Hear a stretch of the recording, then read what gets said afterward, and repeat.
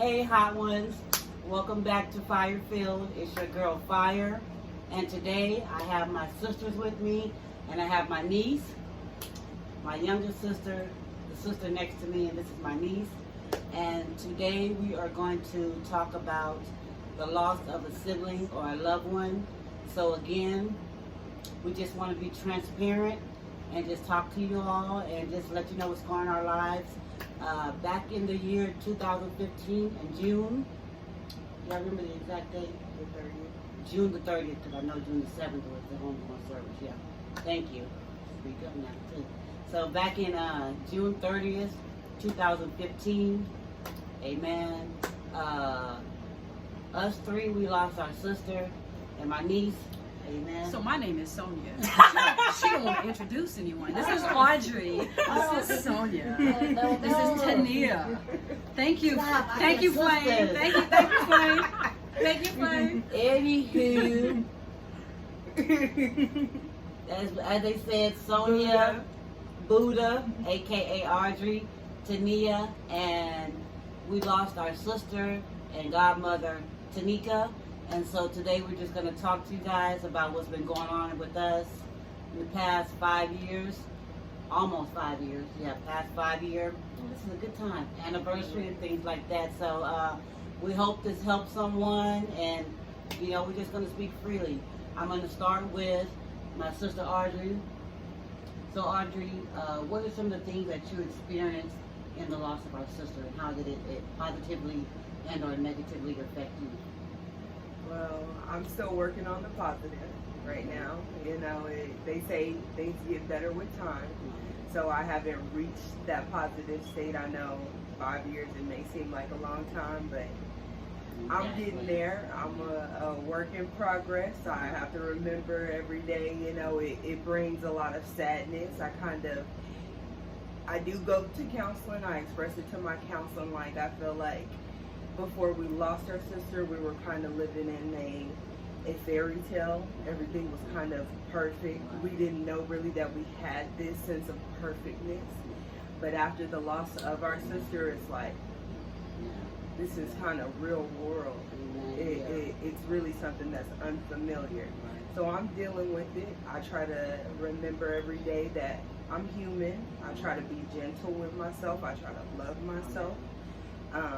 At first I was really hard on myself, like, you know, hey, why are you shouldn't be doing this, or you shouldn't be crying this much, or you shouldn't be doing this. But I had to take a step back. I had to remember that it's going to be okay. It's going to be okay. And that's where I want to get to. I'm not going to say that I'm ever going to get back to that fairy tale, but one day I'm going to be able to say that I'm okay.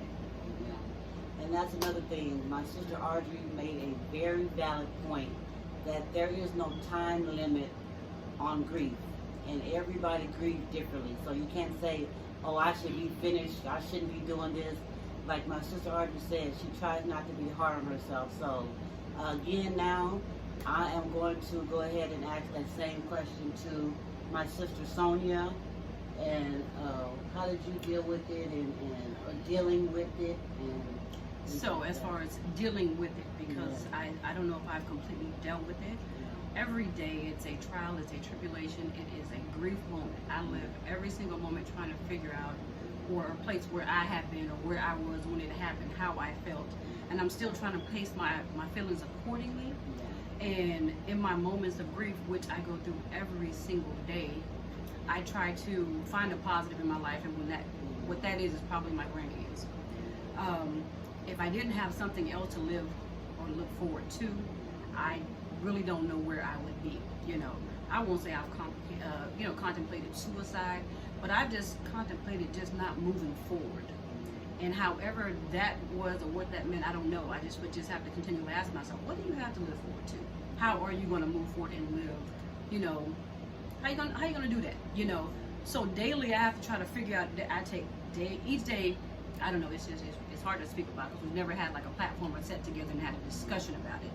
But every day I have to make a plan for myself, and it's very, very hard. But I try not to live the previous day so that it won't affect my current day, because every day is a hard day for me. So I was watching Insecure. Yes, girl. I was watching Insecure, and I normally don't watch the very end of it when they're having the discussions, but they made a very valid point. I think it was Yvette. I can't say her last name, but you go, girl. Yvonne, something. No,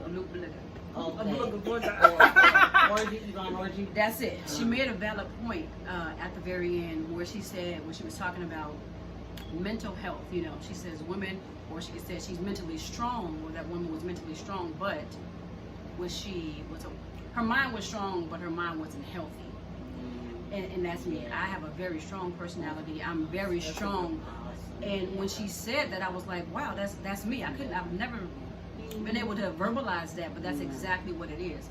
My mind is not healthy. I'm very strong. My mind is not healthy. So daily, like I said, I'm living with it. And it's still hard. It's still hard. You know what I'm saying? I just find reasons and ways to smile. And she was one of those, and she still is. But you know, I have my moments. Girl, I got one. I'm gonna go see about turn off this air conditioner so we can have more volume. Okay, so y'all continue to enjoy my sisters, and okay. And my niece is gonna start thinking of her master plan answer. Let me tell you, don't you shout me out on TikTok. God, hallelujah. Wow. I worked out. All right, so I'm back. All right, so now I am going to pose this question to my niece, who was very dear to my sister, who my sister was very dear to. They called each other godmom. She was like a daughter. She's my sister's daughter. So, you know, we're going to talk to her and ask her how she's dealing with this. So, do you remember the question? No. Okay. So, since the passing of your G-Mommy, how are you handling things? Have you been able to find a positive side? You know, what's going on with you since the passing of Tamika? Well, we start with when she first passed, I didn't have, I didn't get to grieve fully because I was living in a happy place, and then I got moved, and like everything just threw me off. And like in the past couple of years, I had to try to put myself back on track, but it's been hard. I had my moments. Still to this day, I'm emotionally triggered. Like when people press certain buttons, I get irritated, I get frustrated, I don't like to be talked to, and I don't express myself. I go to certain people, and when I do go to certain people, I tell them bits and its and parts. I don't tell them the full story. I don't know, is it because I have trust issues, because I can't trust nobody? Like, I can trust people, like I can trust them, but then there's certain things that I keep to myself personally. But the positive thing, it gave me a wake up, like, okay, you've been a child, but it's time for you to grow up. Because like when I was very immature. I feel like I'm maturing now. It's a move step to like, it's time to become the great lady, young lady that she wants you to be. Stop living in a world that you want it to be. Live how it is, because it's not what you think it is. It's different. It's way different. And I'm going to ask her, how old are you? 16. 16. And see, this is 60 years old and having these emotions, so it's very important. Like this right now, us having these conversations, these feelings that we're having, we never expressed them before to one another. So, like, this is a very authentic moment that you guys are getting to see. Like, this is real life for us. This is not for play. This is for real. So, you know, as far as for me being the oldest and how it's for me, I've always had to be like the strong one. So she was my little sister.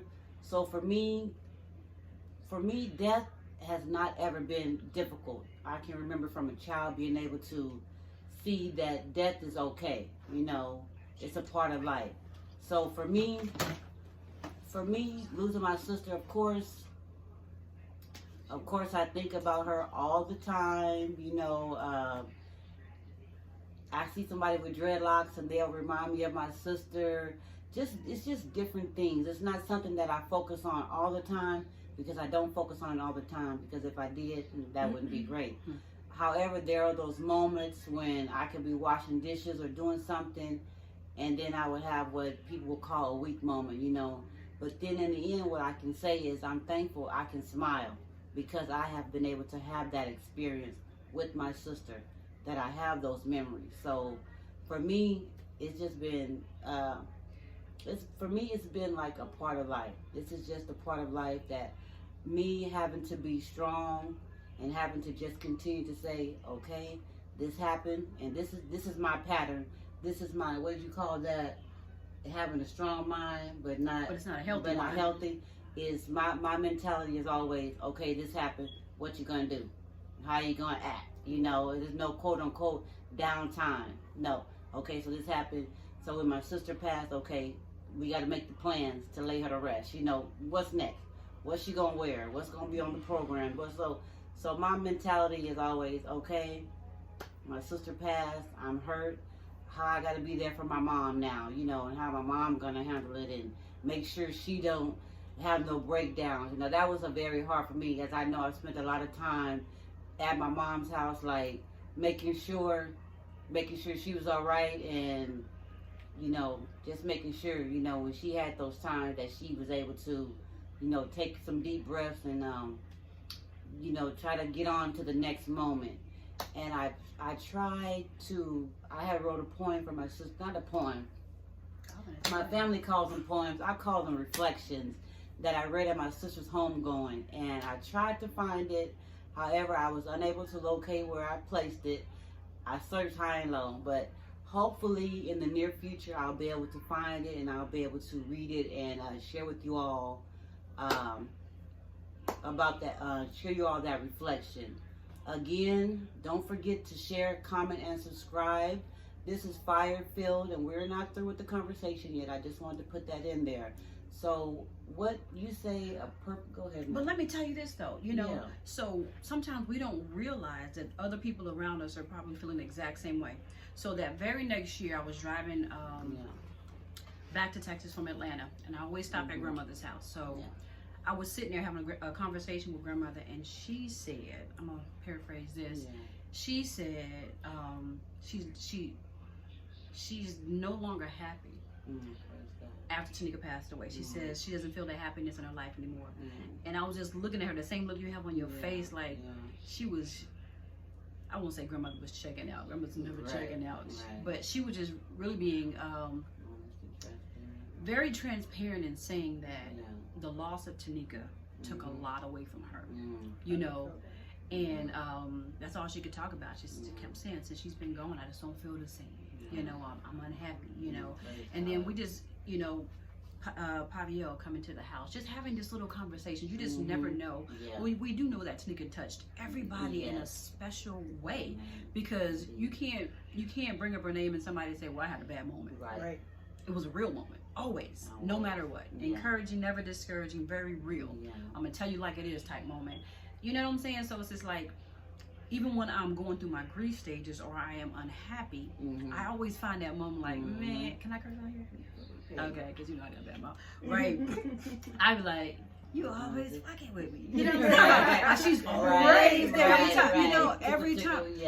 Exactly. If I walk around in my house and I kick my foot, I be like, bitch, you better stop messing with me. You know what I'm saying? So I try to find those moments to make myself laugh. And it always seems like when I'm spiraling down is when something happens and I'm just like, that's probably her. You know what I'm saying? I know she's watching over us continually. You know what I'm saying? So I believe in spirits. I believe in souls. I believe in all of that. And I know that she's around us. She was here for a reason, and that was to touch everybody, and she touched everybody in a special and in a perfect way.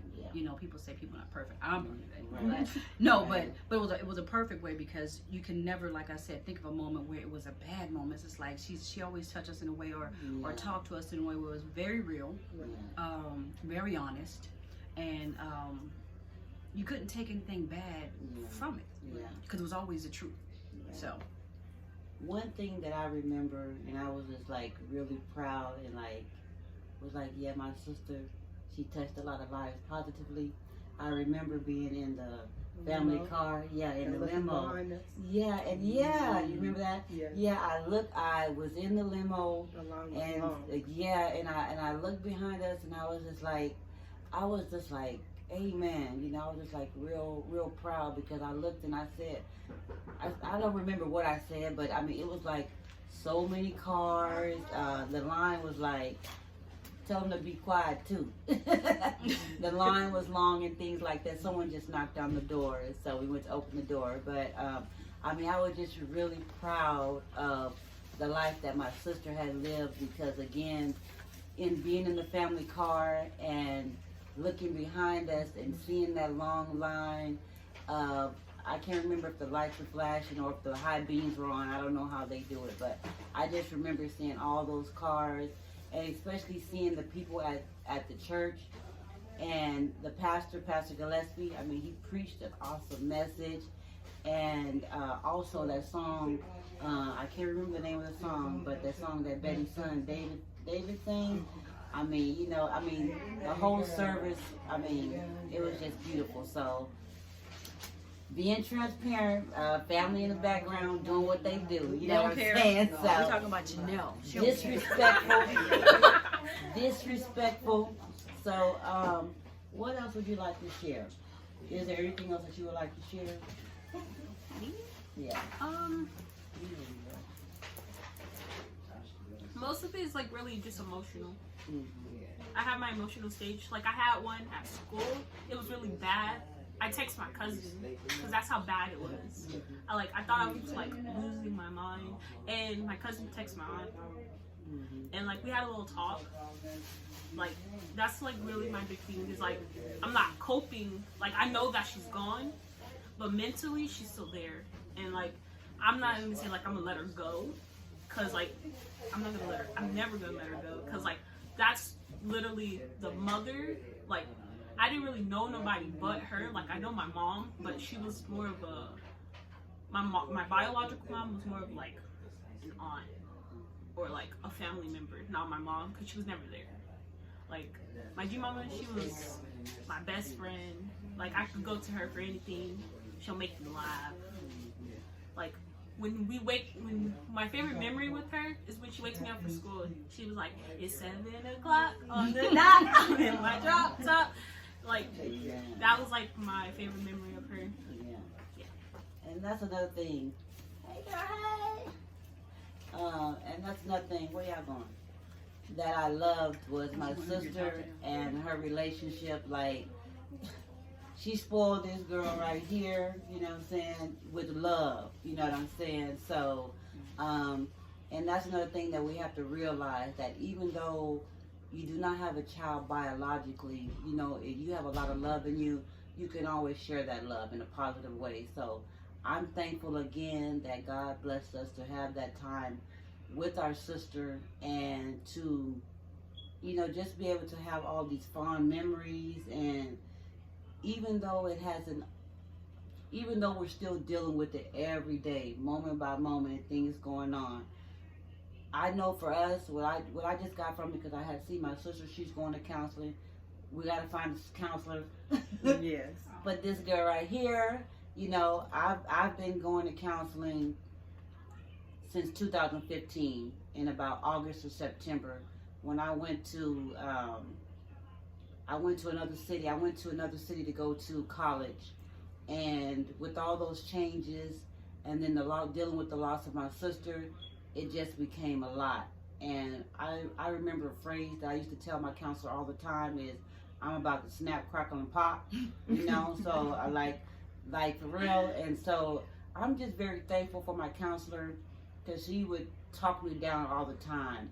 And it was just so good to be able to go in there and just spew everything out of my mouth, get some positive feedback, or Miss Mayberry, you know, and just collect my thoughts, collect myself again. So ever since 2015, I myself have been going to a counselor, whether it was once a week, once every other week, you know. So, you know, I fluctuate depending on what's going on in my life. So I'm thankful for that. And I see now in us having this meeting and talking that And we probably should have noticed it earlier, but I guess we were trying to, but I won't say self-medicate. We were trying to handle it on our own, in our own different ways. Yeah. So now we can try to see what they have at school for her. You know, just different things. Would you be open to going and seeing a counselor? I mean, I would, but then there's that trust issue. Like, I don't trust people. I don't know why. You can talk to her about that, because nobody else don't have to be in there. Nobody don't have to be in there. It just be you and her. And y'all can go in there, so you can talk about whatever you want to, and come out and be like, right. That was so good. Right.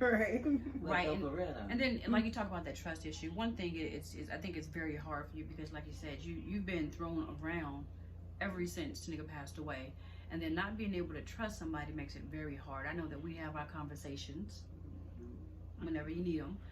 We have our conversations, and I don't want you to ever feel like you can't be truly honest with me, or leave out anything, because there's never been a moment that I know that I've ever made you feel like you can't come to me and just talk to me and be just honest. You know what I'm saying? Because I understand, like, with everything that you're going through, I wouldn't be able to make it. I'd be just looking for age 18, like, I'm out of here. You know what I'm saying? Because everything, you know what I'm saying? It's like, I see that you are just, for me, how I look at, just very misplaced, you know. And how Tanika was raising you was completely different. You had that I would say security. You felt at home. I'm not gonna say you don't feel loved now, but it was consistent. And it's so important for us to have specific types of consistency in our lives, but now it's consistently inconsistent for you.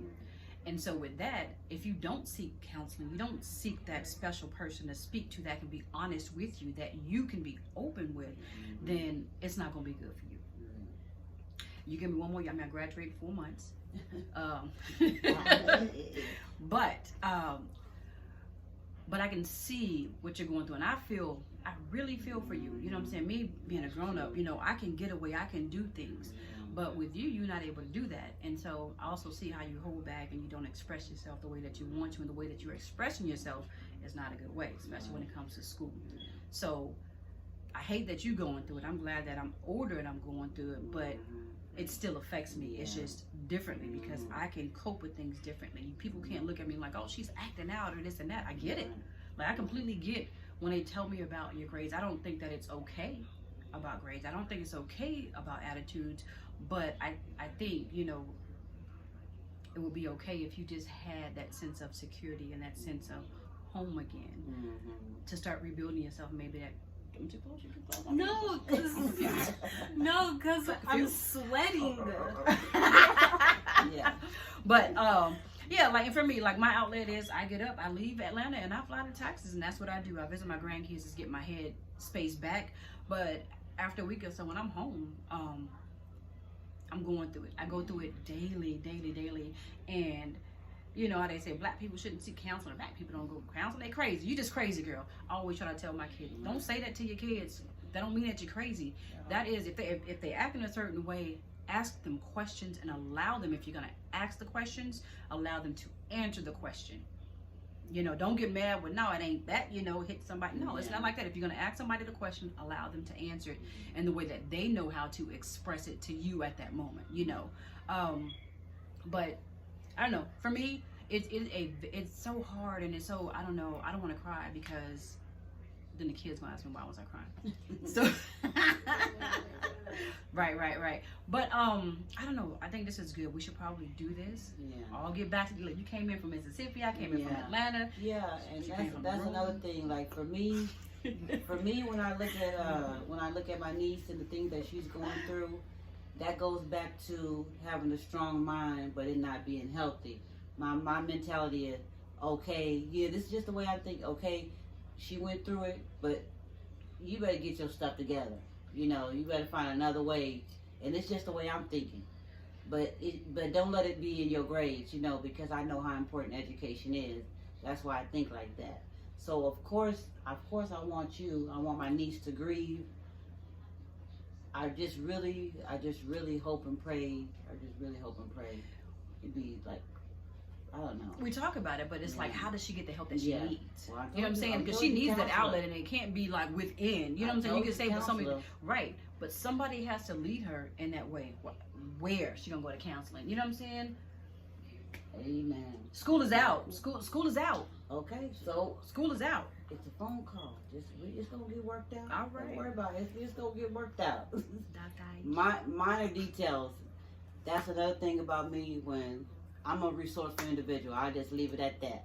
And All right. just go on. But this is what I say. I'm gonna give my sisters an opportunity to shout out. do your TikTok. Shout out because I'm gonna give my sister an opportunity to shout out her university.